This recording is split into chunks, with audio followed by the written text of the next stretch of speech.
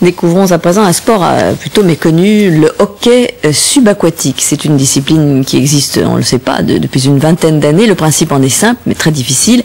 Il s'agit de jouer au hockey au fond d'une piscine, en apnée.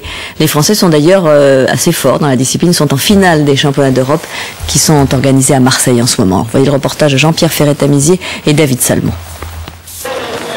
De curieux personnages ont envahi la piscine de Lumini, mi-homme, mi-poisson, et en plus ils poussent de drôles de cris. Un cri de guerre pour d'étranges guerriers, car le hockey subaquatique n'a rien à envier au hockey sur glace. Vu du bord, on ne voit pas grand-chose, mais dès que l'on descend sous l'eau, la bataille fait rage, à coups de palme ou de crosse. Mais visiblement, ça fait partie du jeu. C'est un effort en apnée, donc c'est pas très naturel de faire un effort en apnée, et puis bon...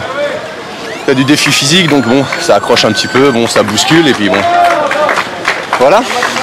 Sport de contact, le hockey subaquatique est avant tout un sport d'équipe. 6 joueurs se transmettent le palais qu'ils tentent d'envoyer dans le but. C'est sans doute un des plus grands sports d'équipe, on ne peut pas parler sous l'eau. Donc il faut qu'on ait une connaissance totale du partenaire, voire même des adversaires. Bienvenue effectivement dans un monde de silence. Ici, même l'entraîneur est sous l'eau, mais lorsqu'il remonte à la surface...